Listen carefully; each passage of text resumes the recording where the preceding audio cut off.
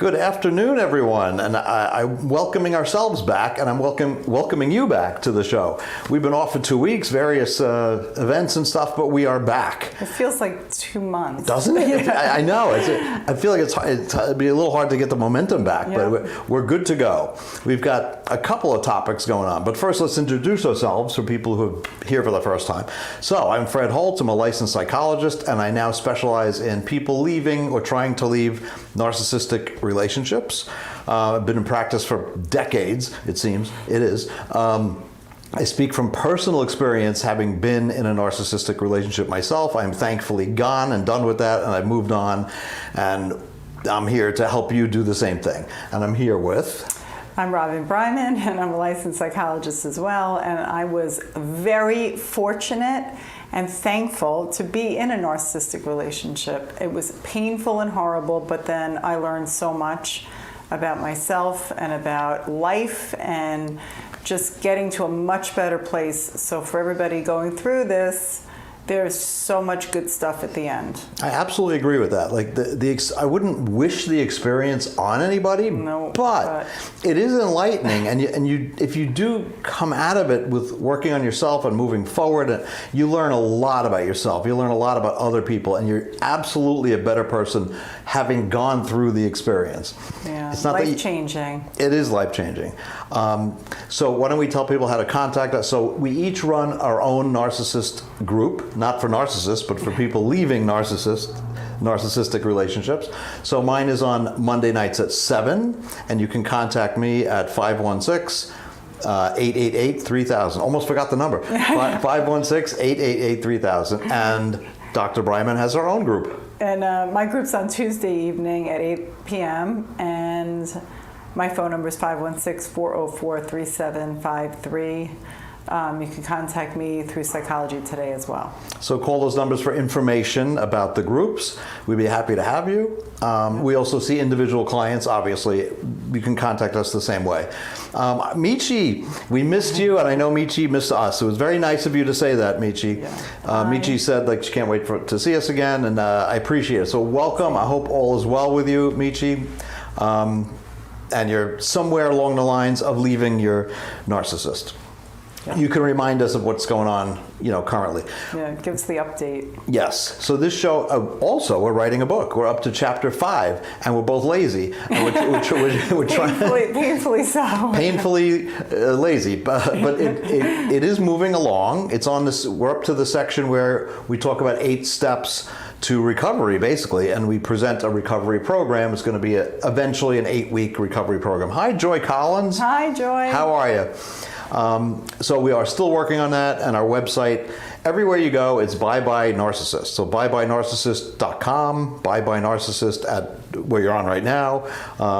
Twitter is Bye Narcissist. Everything's Bye Narcissist. So you can go there for more information. We will be updating it about the book. And did you see the new illustrations? Yeah. Oh Yikes! God. She's getting. Wow. We have a great illustrator. It just gets better and better. And they're also posted here and there on the various social medias. So they're gorgeous. She's really an amazing illustrator.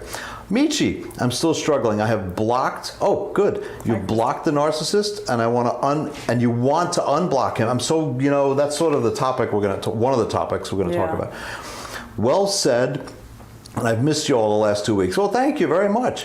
Plus, I've been trying to tell people about you. Well, thank you, Christopher. We appreciate that. I'm having some sadness. Michi, we're gonna address that in just a minute. Yeah. We're just doing a long introduction. So yes, there's more information about the book on the website. We'll update you when we have tangible stuff. The illustrations are amazing. She's not lazy. She's doing these huge, grand, full-color murals. She should finish her book. Right, give it to her. All right, whatever. Let's talk about that. Thank you, Michi. We're gonna talk to you in a minute. We're just finishing our stuff. So there's going to be first of all, you can ask any question you want.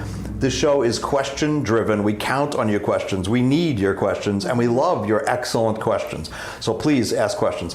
But we have 2 topics at once today.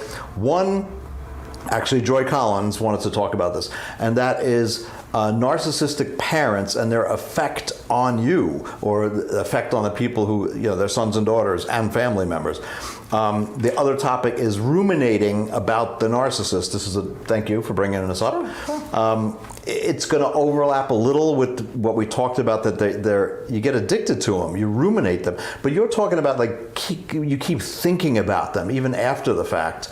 Is that what you're referring to? Yeah, they take over your brain. You just keep thinking about them and what could I have done differently, or where did I go wrong, and why do I keep thinking about this and trying to go back to the love bombing phase and because that was that was the addictive phase. Yeah. I was speaking to someone today who had trouble, not so much that they went no contact, but they're thinking, they're starting to think well, he had a psychological disorder, I should feel sorry for him. And so that's one version of ruminating. Yeah, trying to get the cognitive dissonance. Trying to lessen the cognitive dissonance. So I can say in general, being in a narcissistic relationship, it is very complex the way it twists your mind. You have your feelings were very real, and your sympathy and empathy and connection to them is very real. It's just they're not really real. So, but you being a sympathetic, empathetic person, you do tend to think about, oh, poor them, and what I feel sorry for them, and they can't help it. But that's all incorrect, illogical thinking. It doesn't matter if they can help it or not. To some degree, you need to separate for your survival. Right, you're thinking of them because you're trying not to focus on you. That's true too. Because you feel so bad, so you don't want to, that takes the attention away from yourself. To this day, there's still some disbelief that, how did I let that happen? I was just discussing it today. How the heck did I let that happen? Even now, even though I know how I let it happen. Why do narcissists give you months and years of the silent treatment and treating like you don't exist?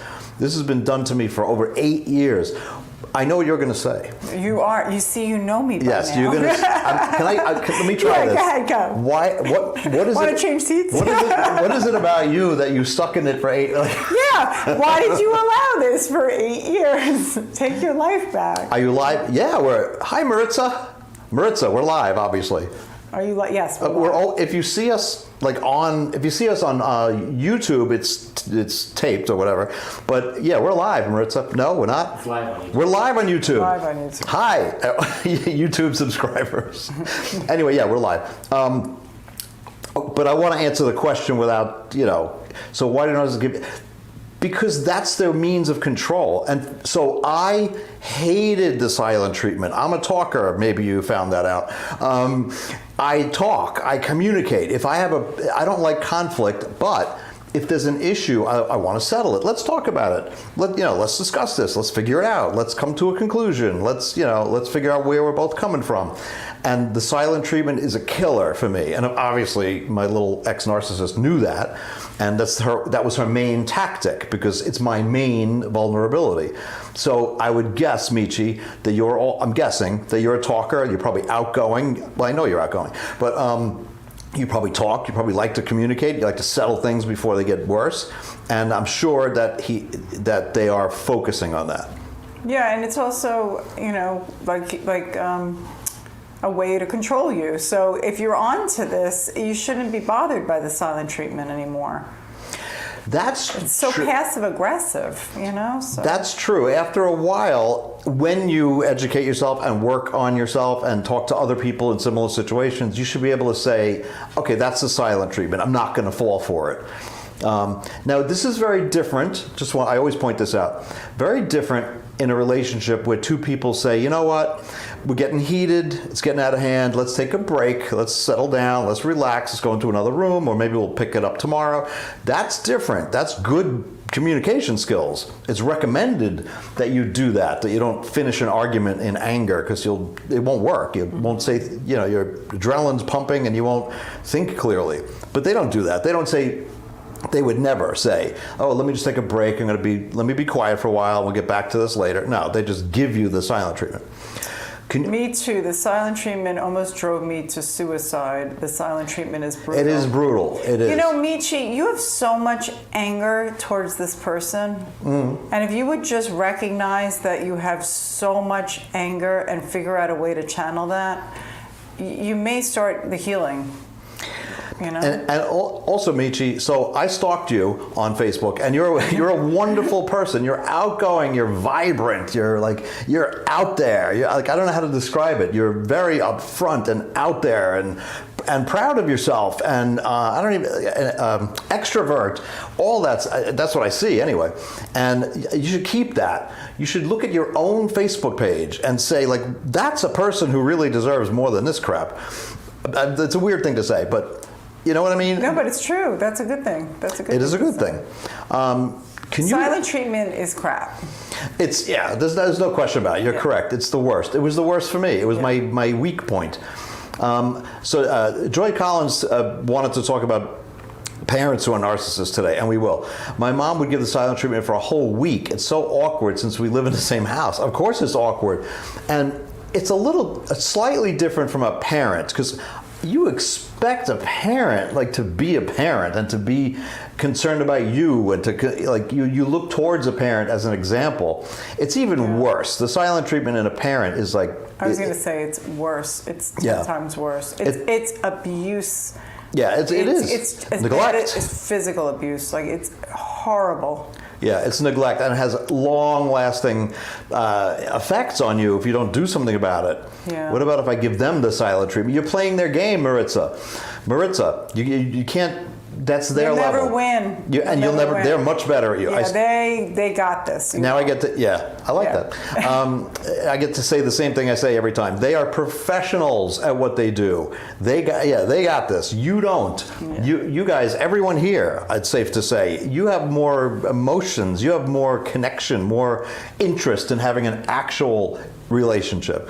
That's your vulnerability, unfortunately, and they got that. So don't play their game. Sorry, go ahead. No, go ahead. Because I looked at Joy's. Oh, sure. That's a good point. But Joy, the other thing I was thinking is parents that give the silent treatment, I'm thinking there's a big correlation with trying to mold you into a people pleaser.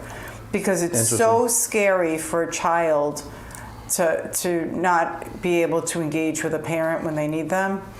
And I think you turn that anger and you turn that, feeling of no one being there for you into something that, it's unspeakable. And I really think that, you do develop that people pleasing and always have to say you're sorry and, more anger turned inward.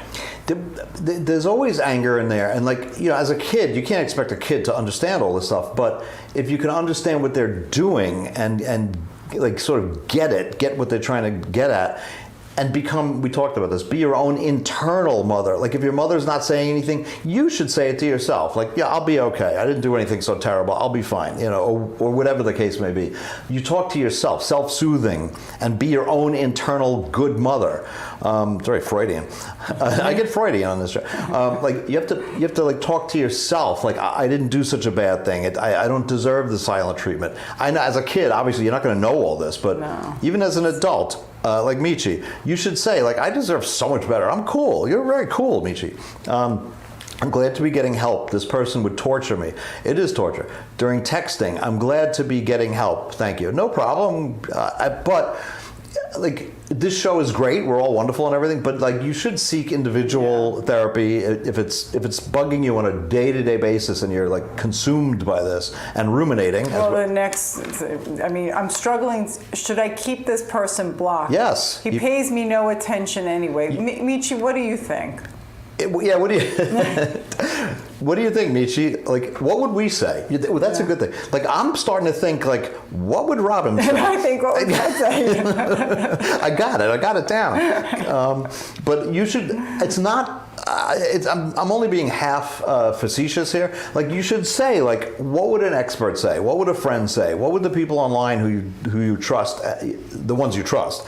What would Dr. Holtz and Dr. Bryman say? Yeah. You know what we would say. Leave. Stop. 8 years of this, Michi. You're better than that. She writes, Yes, but I'm in denial. That doesn't make it okay. No, it doesn't. You have to get it on a deeper level. Now I'm talking like you. Yeah. You have to get it on a deeper level and really understand yourself and work on yourself, your self-esteem. Like, you should work on matching the presentation you give on Facebook. Like I'm saying, like, you present as a very strong woman, a very together, like an extrovert, which is great. You should grow into your own persona, if you will. You want to define what you're in denial. Oh, are you in denial that the relationship is over? Denial that he's a narcissist?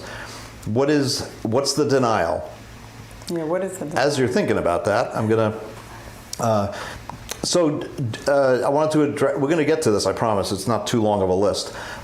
But Joy wanted to talk about the effects of being in a narcissistic, parental relationship, which it can destroy you early on. Unfortunately, he's a narcissist. If you're talking, look, you've joined a narcissist group every Thursday at 5:30. He's a narcissist, and also it doesn't. Today I had a discussion. It doesn't need to define. There's a whole cluster, like you say, of like.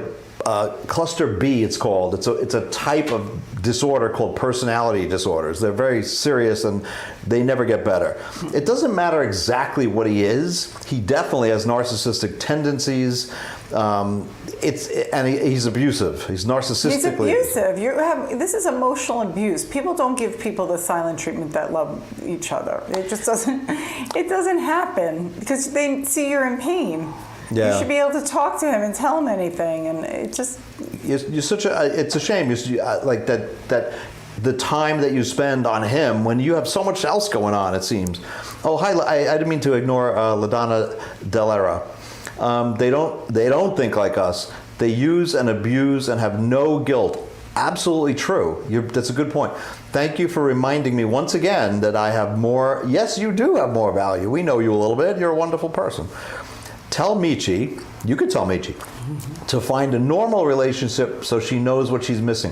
I could tell you this, when you find that normal relationship, oh my God, everything comes into focus, and it's incredible feeling. Once you work on yourself a little bit, move forward, that's incredibly true. Nope. Know what? Nope. Okay, so Michi, you need to find a normal relationship with Michi. Oh, that's okay, first. Yes. And that takes time. And so the more you focus on your ex or the person that's just taking up so much time in your brain, that prevents you from moving on to focus on you. Love me first. I do agree with that. But both can be true. Like you have to work on yourself, and you have to say like, I'm worth it.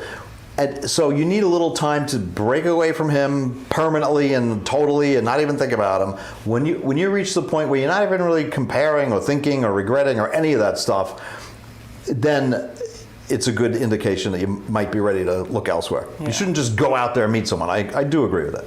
Yeah. That's beautifully said, LaDonna. Mm-hmm. Yes, it is. Tell me about okay. I spoke too soon. We should talk about ruminating. Yeah, okay. A lot of people go through this where they feel like they have that person in their head and they can't get rid of them. And I feel like especially Michi's going through this. Yeah, this is whether you've made complete no contact or even just in the process, this can be true. And in the beginning, did you have that? Yeah, in the beginning I did. Like you can't stop thinking about it, even like good, bad, indifferent. You can't, because you're sort of addicted to that level of adrenaline and that level of conflict and everything. Yeah. You want to read the first one? And you're also addicted about trying to go back to that love bombing phase for some reason. You think they're going to change. And we've all been through some phase of this at some point. Like you think they're gonna, in the beginning at least, you think they're gonna change. You think it might be you. You think like if I only do this, I'll get that. If I only write that long text. Yeah, right. If I write that really long text. Yeah, right. They're gonna read it and they're gonna become a totally different person. Yeah, I've had that too. The long text that you think is going to fix everything, and it's like shoveling coal into a fire. Like you pour your heart out to them, and they will just use every point against you. Yeah, and just for supply, they'll keep going. So stop texting and stop emailing and start working on yourself. Good point. Joy Collins says, yes, I ruminate about my mom and what she did. How do I stop? We'll talk about that in 1 second. I'm definitely going through ruminating. Okay, you hit the nail on the head with the ruminating. Do you still think it? Well, I guess you still have to see your mom. Does she see her mom? Yes. So unfortunately, Joy still sees her. I mean, it's not like she goes there all the time, but like once a week. Yeah. She has not made no contact, and she can't. It's complicated. There's a younger sister with a disability in the house, and like you can't just be no contact. Right. Unfortunately. Joy, if you've gone through therapy, you have to figure out how to get your anger out. Yes. And you also have to see where your mom's coming from, and the primitive place that she comes from emotionally. It's pretty primitive, and from what I understand, like the mom has a history too of not the best upbringing in childhood and all that stuff, but. Yes, there is a sense of anger. Mm-hmm. I know Joy Collins personally. Oh, you do? Of course. Oh. And there is an anger that comes up when you talk about things that your mom has done. And I mean, it's legitimate, but it shouldn't be there. It should, at some point, it should be. You should disengage and say, "That's my mom. That's what happens." Not that you should, lay down and let her abuse you, but. This to some extent the anger's got to be dealt with.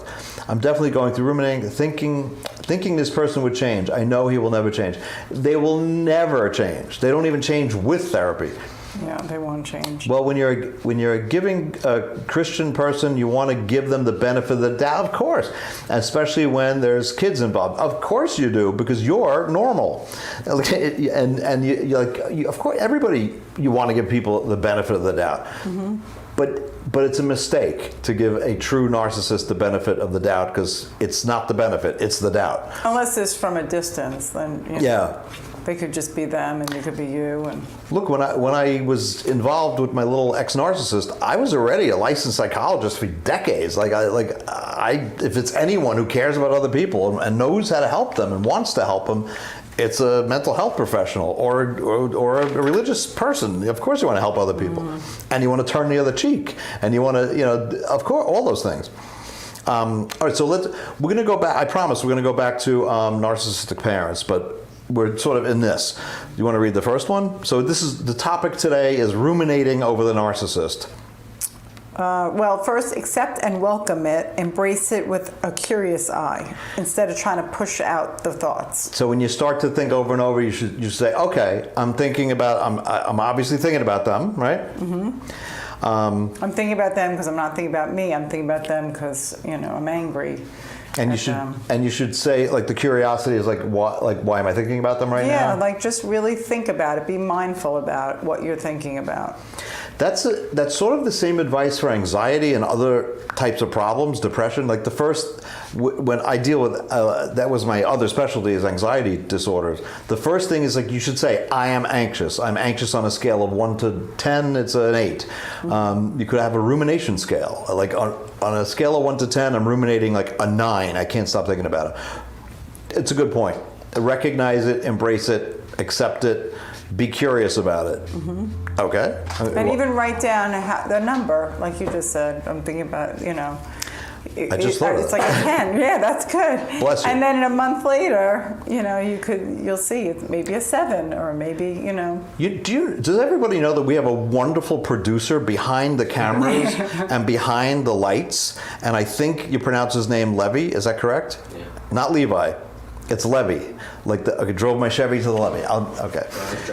Yeah. So he is behind the scenes producing all this stuff, and we never really mentioned him at all. So there you go. He's wonderful. He does the lighting, the cameras, the editing, the posting, just everything. Keeps us on our toes. I'm going to read number 2. Okay. This is a good point to think about. The ruminating is from anger. I would just add to it. It's from wanting to have closure or wanting it to make sense. But yes, the bottom line is from anger. You want You want to explain that more? I think you're angry at them for all the stuff that they've done, and it's almost like disbelief. And so you're trying to put it in some kind of weight that you understand, like something that your brain understands, like, you know, trust and being kind to others, and they've done everything the opposite way. So you feel like the dissonance is so great because it's not making sense with your values.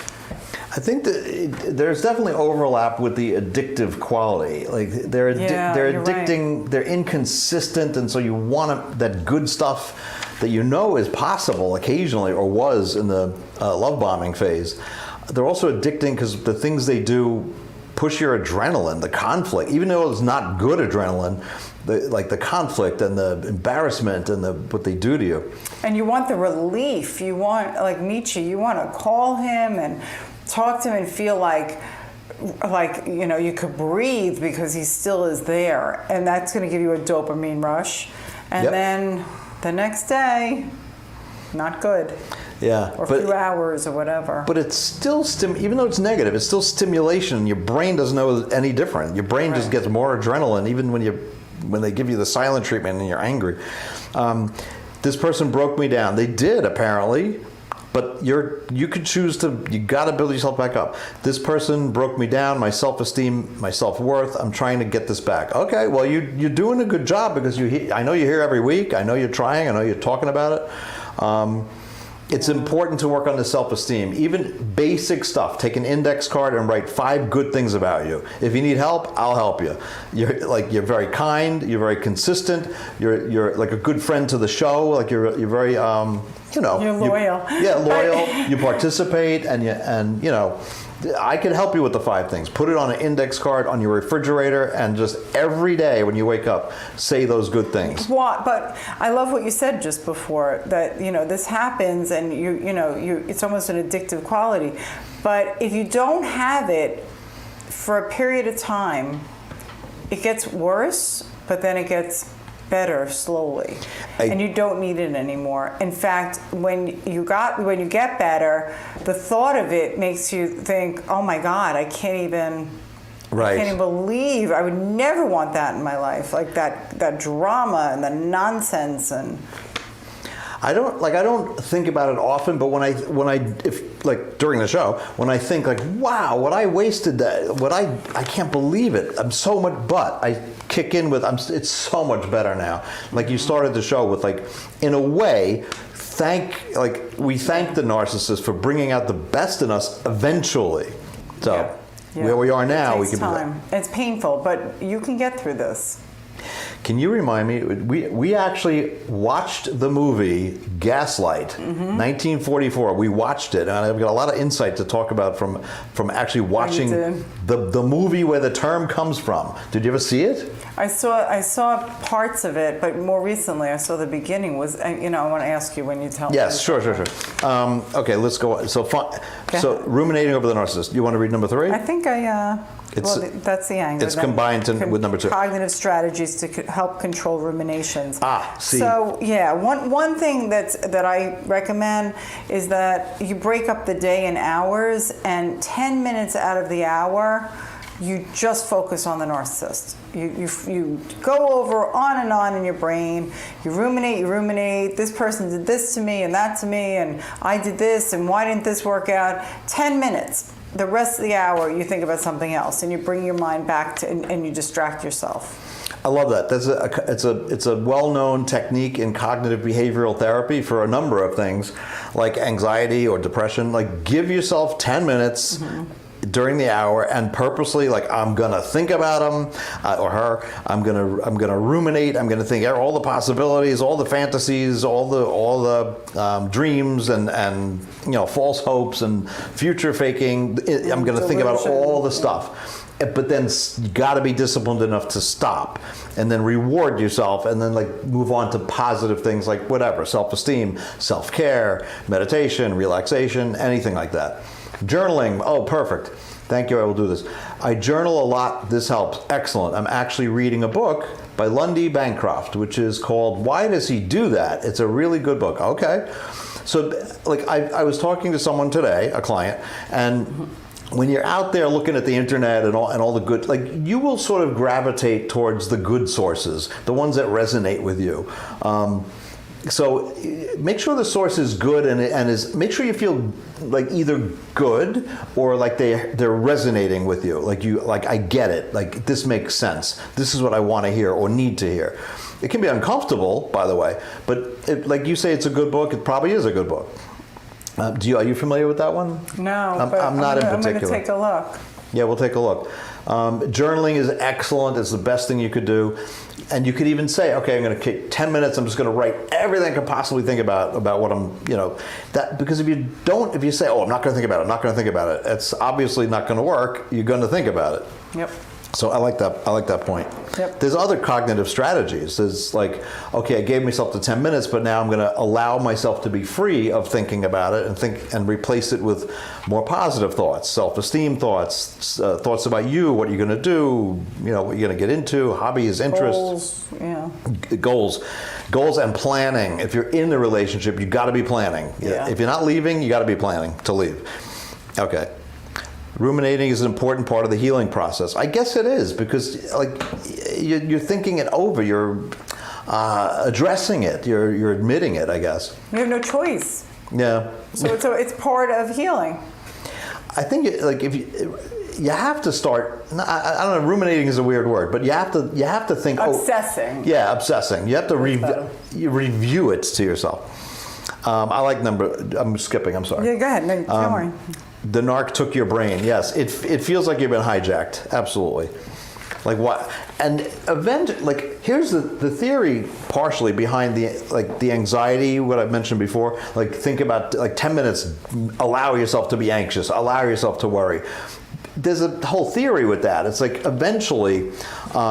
Eventually, like, you'll get sick of yourself. Yeah, you do. You'll get tired. Like, why am I even spending the 10 minutes? But at least it's satisfying. It's not taboo. It's not like, oh, I shouldn't be thinking about it. So, a really good point. Yeah, and you've played that story. Once you play it like 10,000 times in your head, it's like it gets a little old.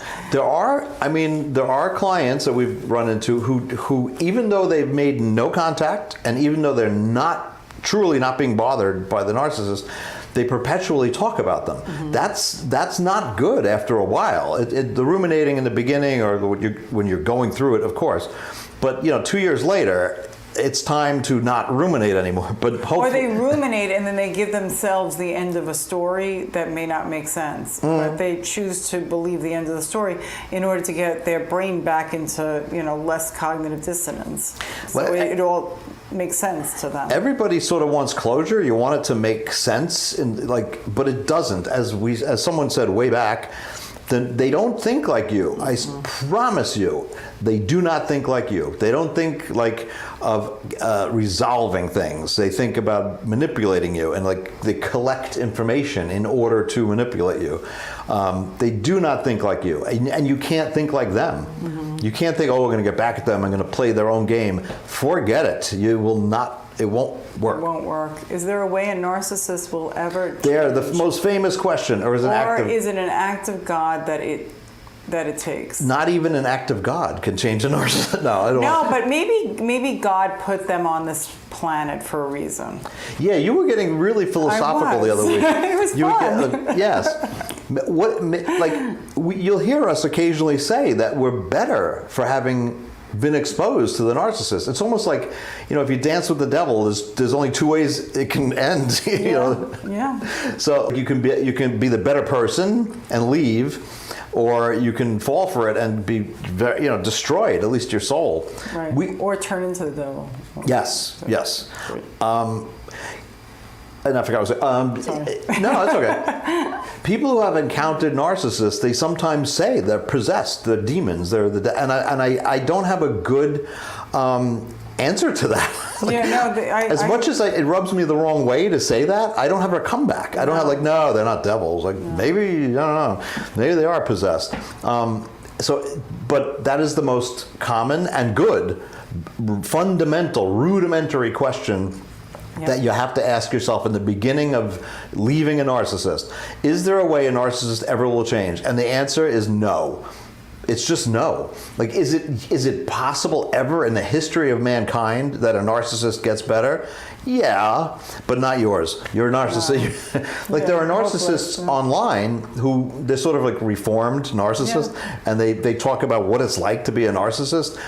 Possibly they're getting better because they're helping humanity with their. It's like getting into the mind of a serial killer. Well, those people have hit rock bottom so much so that there was no other way to heal, get out of rock bottom than to get better, not heal. But, obviously, if you're a religious person, God is capable of anything. So you can't. I'm not going to say no, but for practical purposes, you should assume that your narcissist will not get better, not with therapy, not with anything. Sun-kissed enriched roots. Hi, Professor. I wonder who this could be. One of my students, perhaps. Hi, student, if you're a student. Thanks for joining us, student. Sun-kissed enriched roots. I like that. Yep. Joy asks, okay, time for the most difficult question of the evening, which I would... Is it true? I prefer to avoid, but... narcissists to deal with some childhood trauma. Do they become... it's sort of a yes and no. They're narcissists, I feel, because of perpetual childhood trauma. I agree. They are defective. They are missing something. They are broken people. I'm not saying that to feel sorry for them necessarily, but to understand them. Somewhere along the line, they didn't get that fundamental, basic infant relationship with their own parents. Something was wrong. Their parents were not capable. Their parents never showed them empathy, never responded to their needs. They had no example of a sympathetic, empathetic, caring, selfless person that a parent should be, at least some of the time. Plus, there could be something wrong in their brains, the way they're very well born. Is possible. And then, I feel bad for narcissists. I feel bad for people that have this personality disorder, but I choose not to be near them because it will hurt me. There you go. So you have to love yourself more than you feel bad for them. Yes. So Joy, think about that. You have to love yourself more than you. I don't know that Joy feels bad per se, but she's talking about, like, are they becoming narcissists to undo something in their own past? It is possible. I think it's just to live and cope and breathe and function. Yeah. That they hurt other people because they project. As I recently came to the conclusion, after reading stuff, they are defective and they are perverted. Like Freud said, it's a perversity. It's a what's the other word? Not perversity.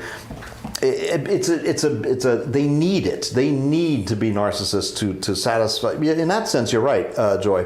To satisfy things they didn't get from childhood, they are narcissists. They do derive pleasure.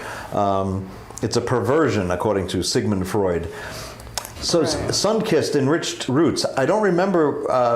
How am I your professor? You could tell me that. I do feel more relaxed. Keeping him blocked. Good. I honestly knew I was dealing with an evil. Okay.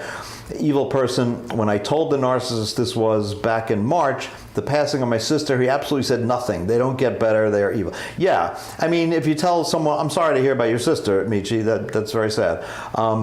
If they don't react at all to something that's sad, that's an indication there's a problem. Like even someone you don't know on the street is going to say, "Oh, I'm sorry to hear that." And that's a deal breaker for you. It should be. Stick with how you feel about having people in your life that don't ask about the passing of your sister. Like I said, you could be online at the post office and someone will say, "Oh, I'm sorry to hear that." Like, it's just basic, humanity to say that, let alone more. If someone cares about you, then I was talking about this today again. If someone cares about you, they're more about, a good partner, in other words, they're more about you being happy and satisfied than them. Mm-hmm. A narcissist will do something really nice and then, like, call the attention to themselves. Oh, look what I did. Look how good this was. Wow, you're happy because I did this. Whereas a normal person would say, "I'm so glad to see you happy."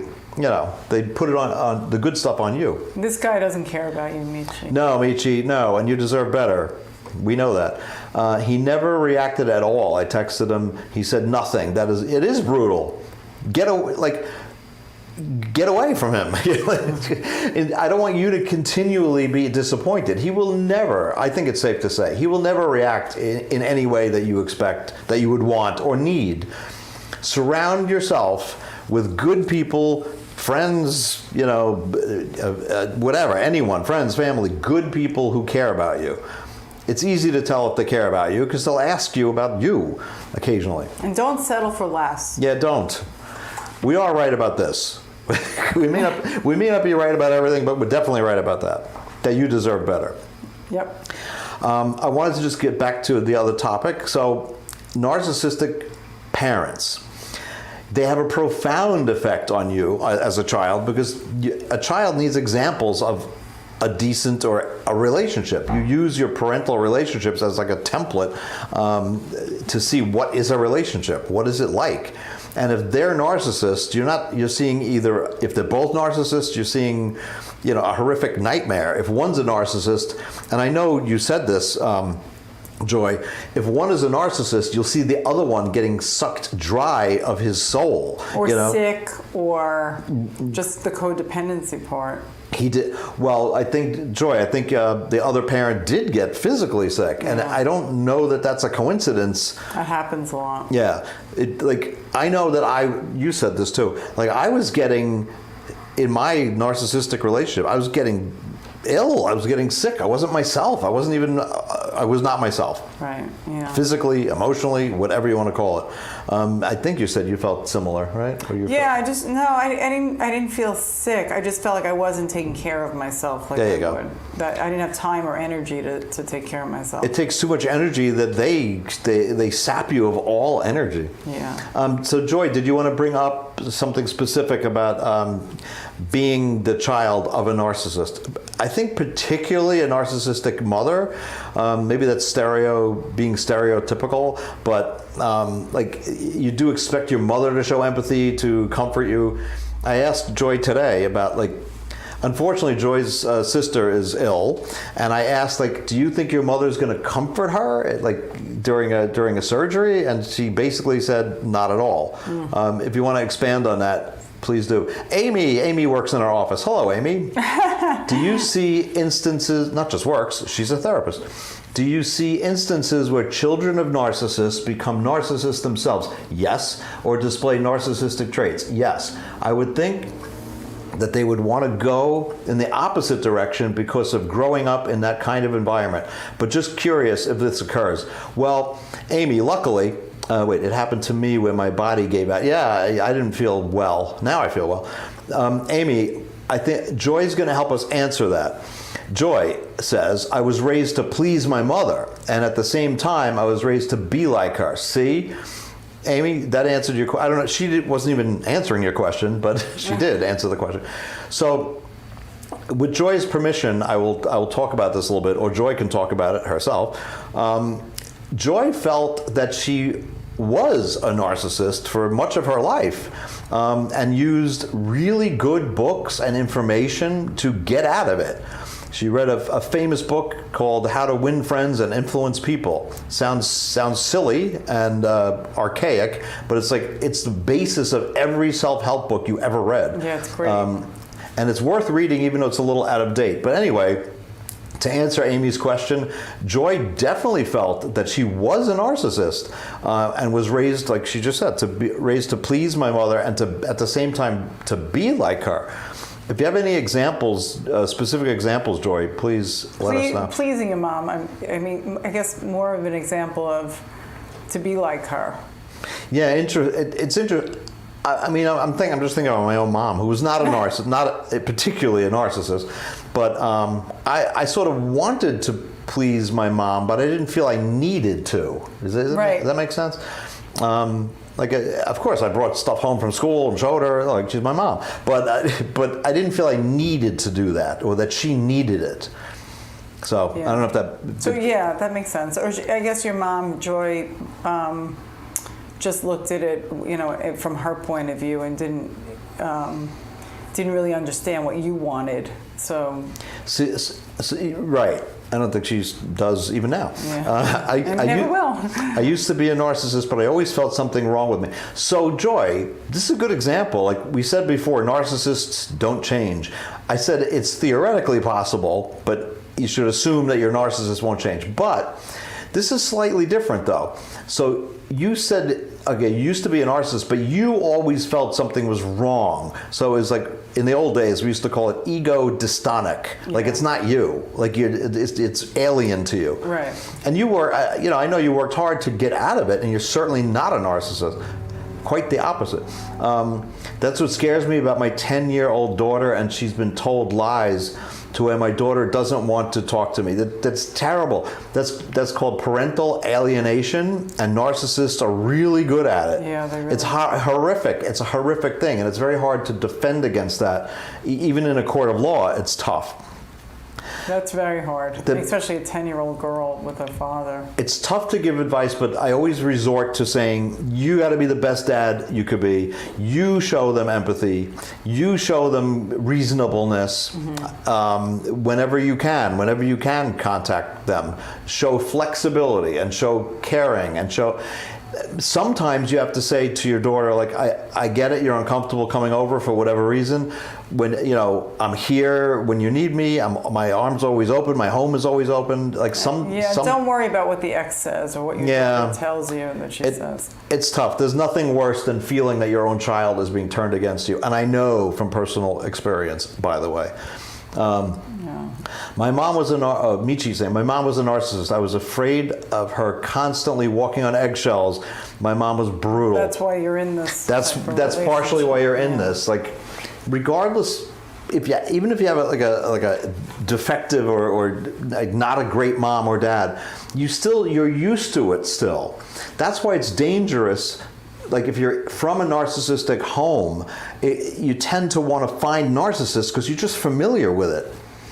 I've been a people pleaser since I was a teenager. See? Yeah. Stop. Stop. Just stop. Please yourself a little more. Yes. You should, here's your new motto for the rest of your life, Michi. I come first. That's what you should say. And not in a selfish way, but you should take care of your own needs and your own desires and your own, whatever first. Mm-hmm. Then you can please people in a normal way. I think I'm a people pleaser too, to some extent, but I do take care of myself first before I give time or effort to other people. Yeah. I'm trying. Is she starting right now? I come first. We just know you as a lovely person and very consistent, and the all caps though is an anger thing. It's like trying to get her voice heard. I'm kidding. We hear you. Tell me about the movie. Oh, the movie. Okay, I'm losing track of time. There used to be a clock up there somewhere. Yeah, there is 47. Oh, perfect. Okay, so we didn't finish the movie yet because it's weird when you do is it Netflix or something? Yeah. You get or Amazon. It's like 48 hours to watch it, and of course we instantly fall asleep, and then anyway. So just to review real quick, so we get the term gaslighting from a movie called Gaslight. Yeah. And I had the facts a little bit wrong because I never saw the movie, but now I did. So there was a brutal murder of this girl's aunt. The aunt was a famous opera singer, and the girl's also interested in music. But anyway, the aunt was murdered, and she gets shipped overseas. And she meets this like the love of her life, this great romantic, rich, wealthy, perfect guy. Did she say goodbye to her father at first? I thought her father lied to her. I don't know because I didn't finish. In the beginning of the movie, very beginning. It's not, no. That's not, the older guy wasn't her father? I don't know. Ooh, my memory is fading. Joy can help. Yeah, maybe Joy would know. I thought being a narcissist is normal. See? So when you're in that environment, because you don't know any better. Yeah. It's not your fault.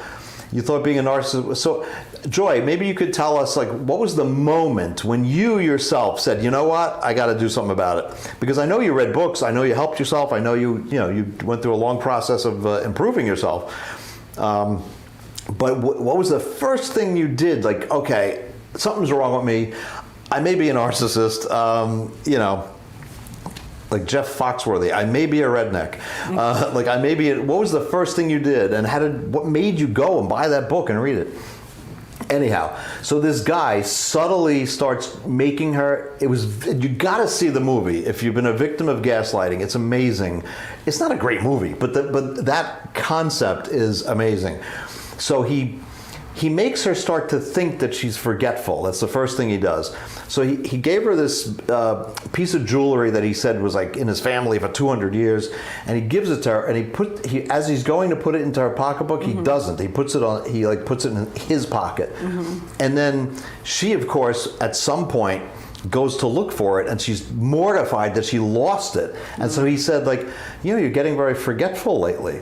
Like he stages these things that makes her think that she's forgetful.